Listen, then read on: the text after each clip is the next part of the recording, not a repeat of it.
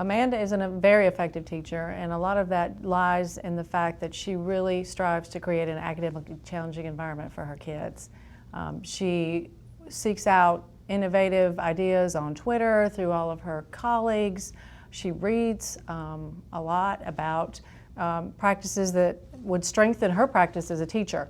And she really takes all that to heart and then works those into her lessons so that her kids can really flourish and thrive in their creativity. I think the most important part of any lesson is the relevancy, that students see that the concepts that they're learning are relevant to their life, and the application of what they're learning in their class is relevant to the things that they're going to be doing either now or when they're older. And so you need that student buy-in so that they know that what they're learning is meaningful. Okay guys, I want you to think about a time when you've been to the doctor's office for a checkup. Okay, and when you went to your doctor's office, they probably measured you, okay, to see how well you're growing. What are some ways that the doctor measured you? What information about your weight and your height, how could that be helpful to a doctor and helpful to your parents or to your family members? How do you think that that information might be helpful to them?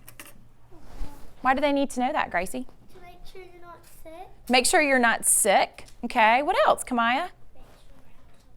Make sure you're healthy. That's right. So we don't actually, you guys don't have kids, right? I do. First graders, no? But what do we have outside? What did we plant last week, Diana? We planted our seedlings. That's right, we planted seedlings. In order to make sure that they're healthy and that we're taking care of them the right way, we need to track their growth. So how can we measure? How can we measure our plants? Are we going to measure them using a scale?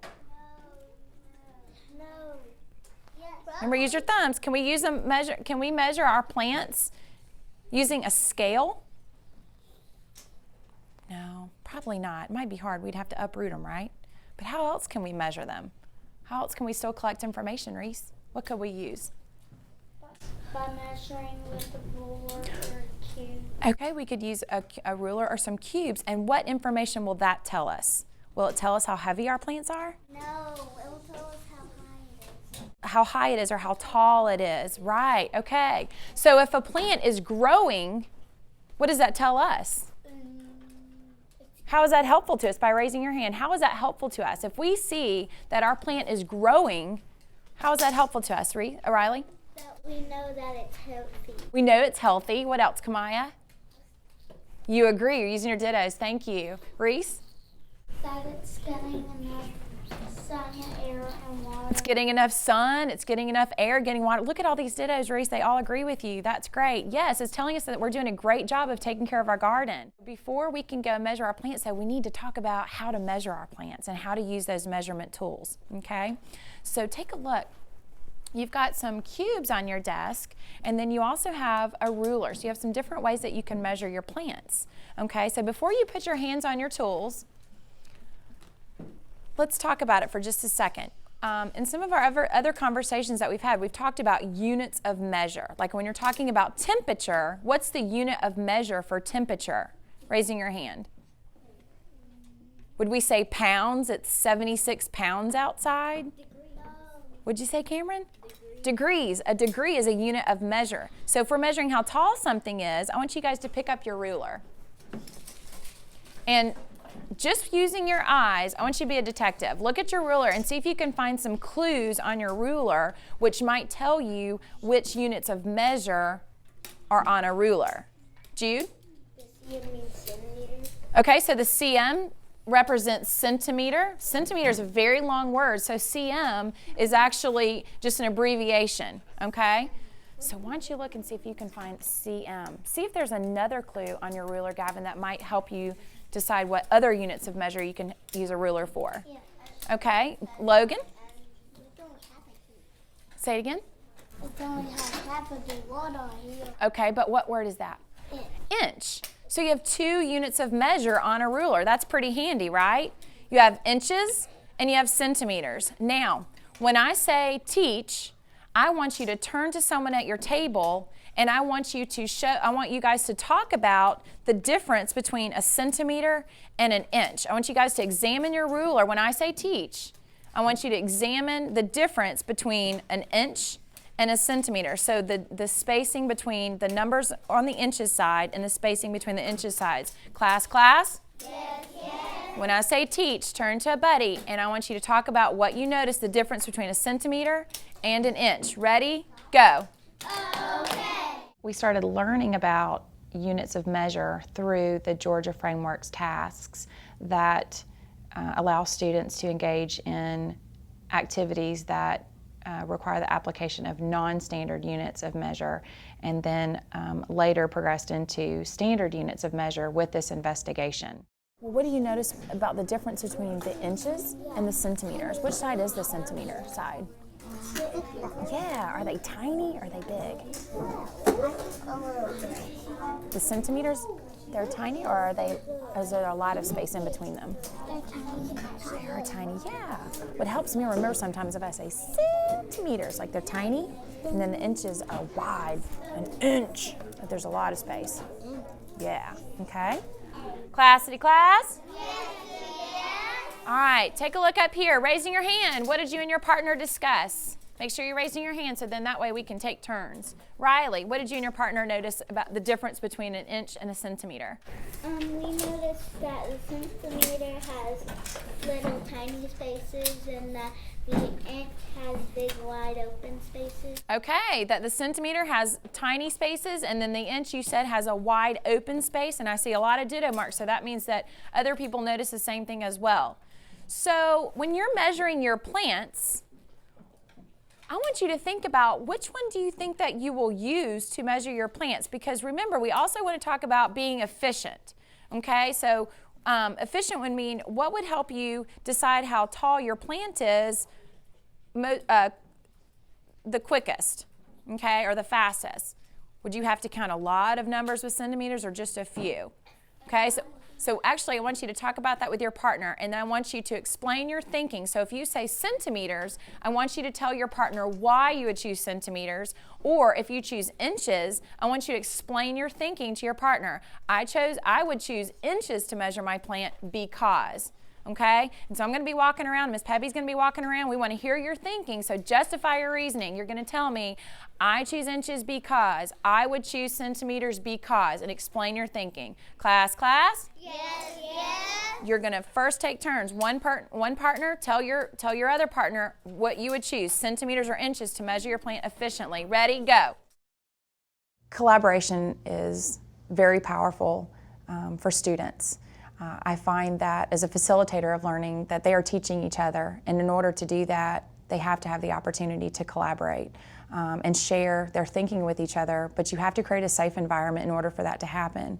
I think it's very important to teach students, particularly at a young age, that it's okay to disagree with someone, but it's how you disagree that's important. So I tell my students that if you disagree with someone, you have to say, I disagree because, and then you justify your thinking, so that you might be able to change their mind, or you might not, but at least you have shared your thinking with them, share what you know, or I agree with you because, and then explain your thinking.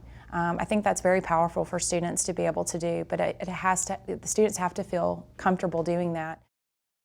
Girls, which unit of measure would you choose to measure your plants? I was listening to Aubrey's idea. Okay, Aubrey, explain your thinking. What would you choose? Centimeters. Okay, you would choose centimeters. Why?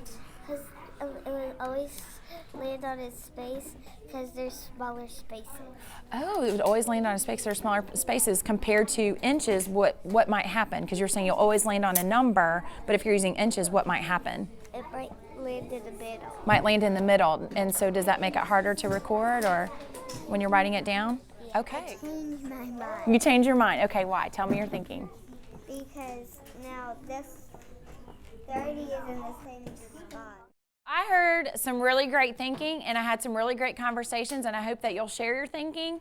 What happens whenever I hear some really great math thinking? What does it make me do? Dance. I feel like dancing, but I want you guys to share your thinking. So Aubrey, can you share your thinking about which unit of measure you chose to think? So this group right here, you do not want to miss out on this conversation. I really want you to hear it. So Aubrey, do you mind sharing your thinking with us? What you said? So tell us, which one would you choose, inches or centimeters when you're measuring your plant? Centimeters. Why? Because it would always land on a number. Okay, so she said that the plant, that the height would always land on a number, but how would that be more helpful to you than if you used inches? Jude, what about you? What did you guys talk about? I chose inches because they're easier to see. You chose inches because they're easier to see? Okay. Why? Because they're easier to see. Okay, because of the spacing? Okay, or because it's the way it's written on your ruler. Is it because of the spacing or? The spacing. Okay, all right, great. Oh, you agree. Okay. So let's get a little bit of practice though with using your tools. Now, your units would be inches or centimeters. So if you were writing that down, you have to label your number. Because if you just have a number down, Alex, if I just wrote down the number 7, well, I wouldn't know which units you guys measured with. That could be 7 inches, it could be 7 centimeters, it could be 7 cubes, or if you used another measurement tool. That would make it hard for me to know, right, Alex? That would make it hard for me to know. So you always have to label your answer. So if you were using centimeters, what would you label it with? SCM. CM. And then for inches, what do you notice on your ruler? How could I write 7 inches?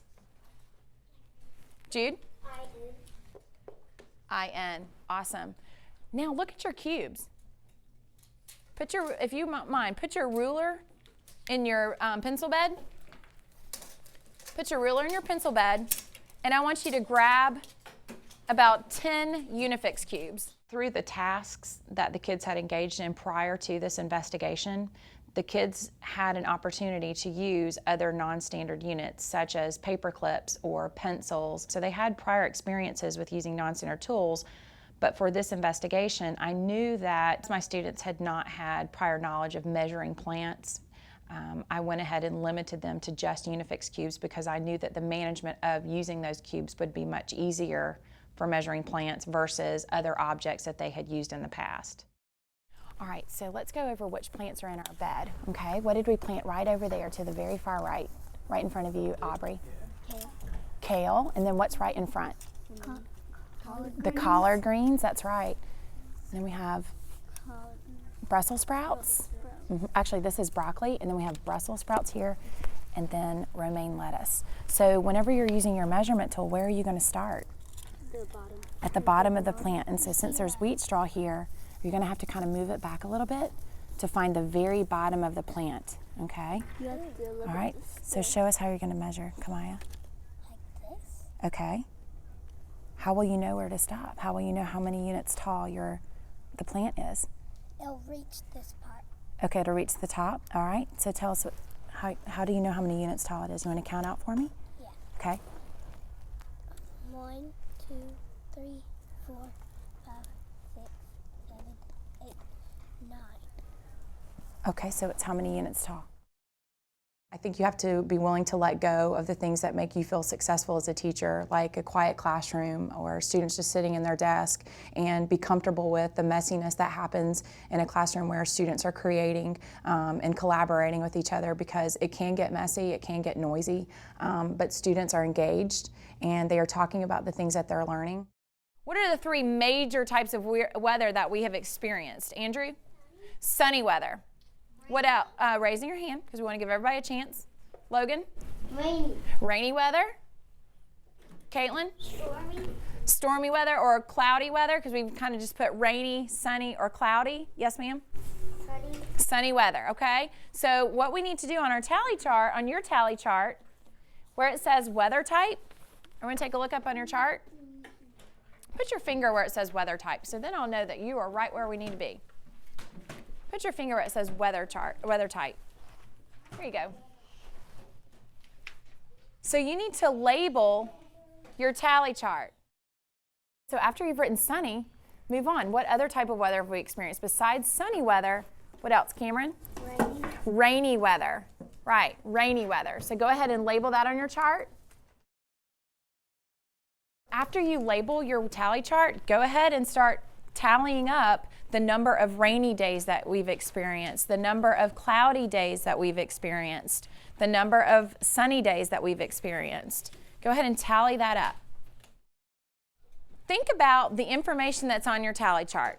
You have down, Brooke, the number of sunny days, you have down the number of rainy days that we've had, and you have down the number of cloudy days that we've had.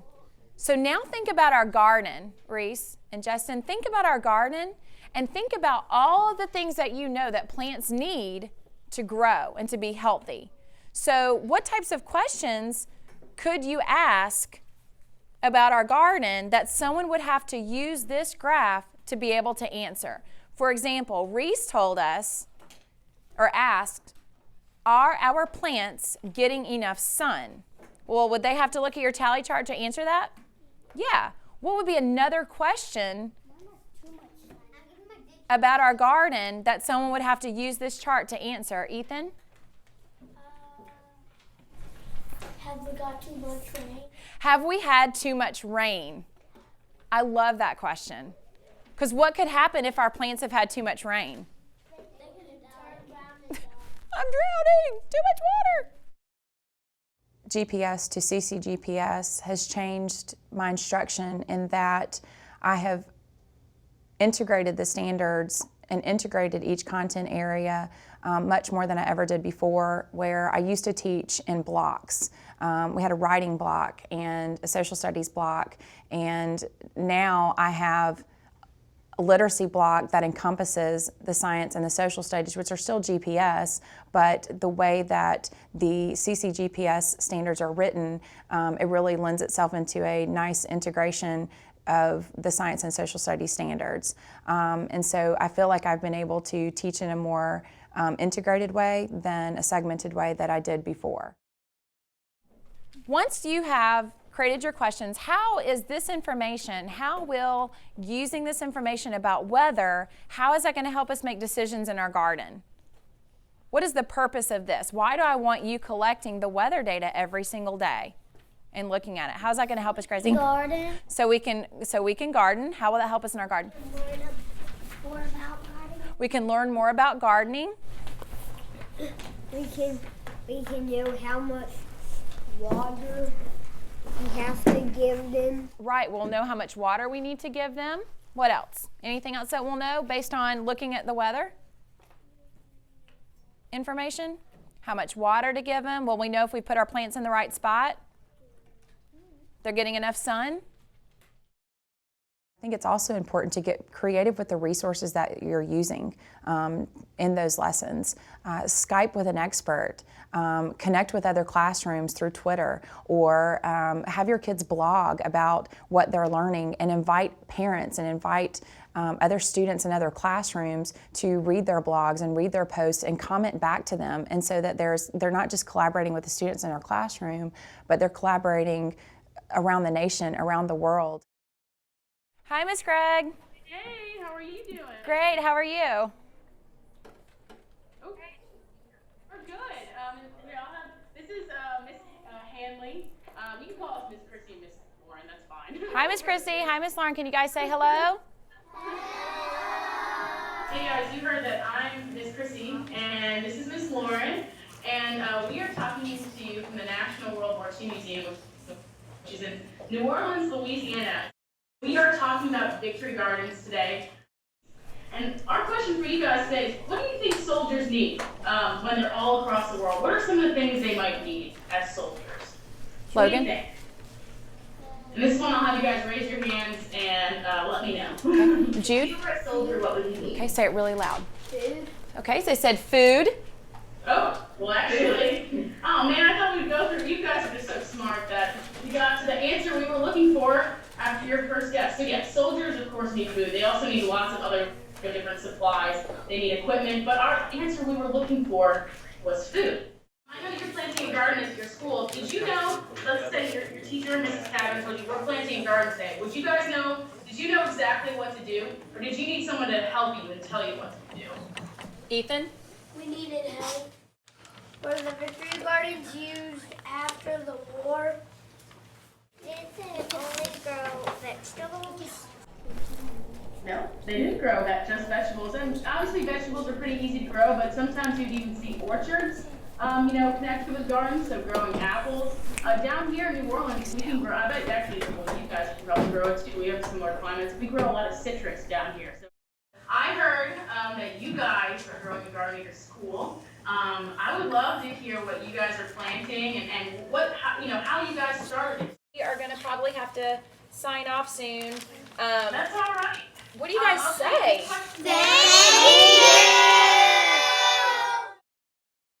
So we've had a pretty exciting day. You guys got to Skype with Miss Gregg from the World War II Museum, where you learned about, what'd you learn about? Victory Gardens. Okay, so I want you guys to blog about that and blog about what you learned. And so you're going to work with a partner today to write about our visit with Miss Gregg and what you learned about the Victory Gardens. Amanda's classroom has shown me that even though we limit technology in our house, that used responsibly, it's actually a very good educational tool. Then when I saw how Mrs. Cavin incorporates the basics into the blogging, you use your capital letters and with your punctuation correctly, and I saw how excited Reese got about blogging, I kind of grew to like it. And now he comes home from school and he says, can I get on Kid Blog? I want to post something about what I learned today. So it's exciting to see them do it in the classroom when I volunteer, but then to see it carry home too, that he's really excited about what he learned in school.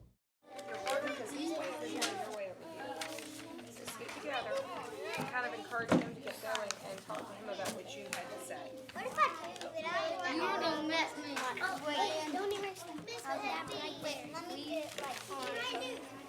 Get your other pencil. It's less about the technology and it's more about the way that you're teaching, the way that you're facilitating learning, instead of just standing there and making it a sit and get, but that you're allowing the students to think critically, to collaborate with each other. Cameron, during our discussion, if you don't mind sharing, what is it that you're going to work on? What are you looking for in your writing now? How are you going to improve your writing? Punctuation. With punctuation, yeah. So when I was reading through your journal entry, she had a lot of information that she learned during our Skype visit. It was wonderful. She told me all about the soldiers and the way that the food was used. But Cameron, what did you notice as I was reading? What did I keep saying over and over again? What word? And, yeah, and, over and over again. I was running out of breath because I didn't have a place to stop. So I'm glad you're going to work on that. Okay, so Diana and Ethan, tell me what you guys, during our conversation, what is something that you guys are going to work on? What are you teaching her about right now? The commas. Yeah, using commas in a series. So group 1, she had a list of items in her sentence, and so she's going to use commas, okay? So as you're working together, help each other out with that. Always look for ways that you can improve your own writing and then also each other's writing.